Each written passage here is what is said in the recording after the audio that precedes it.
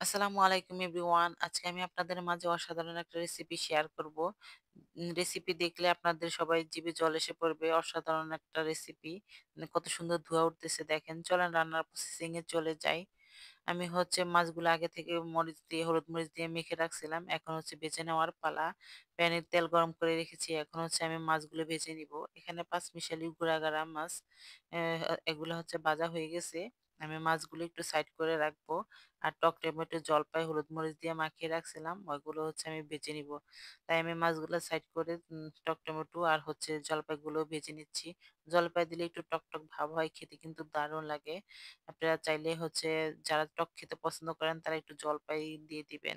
যাদের কাছে হাতের কাছে জলপাই যদি না থাকে তাহলে একটু তেঁতুল দিয়ে দিবেন।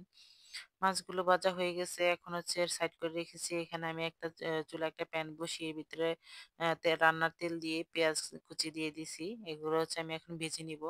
বাদামি কালার করে ভেজে নেওয়া হয়ে গেছে। এখন আমি সামান্য পরিমাণে পানি দিয়ে দিব যাতে মসলাটা না পুড়ে যায়। আসলে মসলাগুলো পড়ে গেলে তেতো লাগে, খেতে ভালো লাগে না, তরকারির টেস্ট নষ্ট হয়ে যায়। তাই আমি আগে থেকে সামান্য পরিমাণে পানি দিয়ে মসলাগুলো দিয়ে দিই। তারপরে দিয়ে দিচ্ছি ১ টেবিল চামচ লবণ, ১ টেবিল চামচ হলুদের গুঁড়া, ১ টেবিল চামচ মরিচের গুঁড়া, ১ টেবিল চামচ ধনিয়ার গুঁড়া। মসলাগুলো দেওয়া হয়ে গেলে এখন আমি ভালোভাবে মিশিয়ে দিচ্ছি। মিশিয়ে দিয়ে এখন আমি ভেজে রাখা সেই টমেটোগুলো দিয়ে দিচ্ছি এর ভিতরে। দেওয়া হয়ে গেলে আমি ভালোভাবে মিশিয়ে নিব। মিশিয়ে ভালোভাবে এর ভিতরে আমি কিছুক্ষণ ২-৩ মিনিটের মতন কষিয়ে নিয়ে এর ভিতরে আমি দিয়ে দিব পানি। পরিমাণ মতো পানি দিয়ে দিব। পানি বেশি লাগবে না। অলরেডি টমেটোগুলো ভাজা। আর টমেটো সিদ্ধ হতে পানি বেশি লাগে না। তাই আমি অল্প পরিমাণে পানি ব্যবহার করেছি। আপনারা যারা ঝাল খেতে পছন্দ করেন তারা কিন্তু কাঁচামরিচ দিতে পারেন। আমি ৫-৬ মিনিটের মতো রান্না করে নিয়েছি। এখন এর ভিতরে দিয়ে দিব মাছগুলো ভেজে রাখা। মাছগুলো একটু চেপে, চেপে ভিতরে দিচ্ছি যাতে মাছগুলো ভালোভাবে সিদ্ধ হয়। এই রান্নাটা কিন্তু খুবই দারুণ লাগে। একটু টকটক ভাব হয়, খুবই মজা লাগে। আপনারা বাসায় রান্না করে খেয়ে দেখতে পারেন কেমন হয়েছে। এখন আমি ধনিয়া পাতা দিয়ে দিব।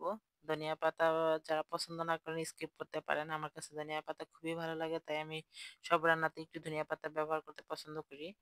আর গুঁড়া মাছ এভাবে রান্না করে খেয়ে দেখবেন কেমন হয়েছে। আর আমাকে কমেন্ট বক্সে জানাবেন অবশ্যই। যারা আমার চ্যানেলে নতুন তারা কিন্তু সাবস্ক্রাইব করতে ভুলবেন না। এখন আমি পরিবেশন করে নিব। পরিবেশনের পালা। দেখেন কত সুন্দর ধোঁয়া উঠতেছে, লোভনীয় কালার হয়েছে।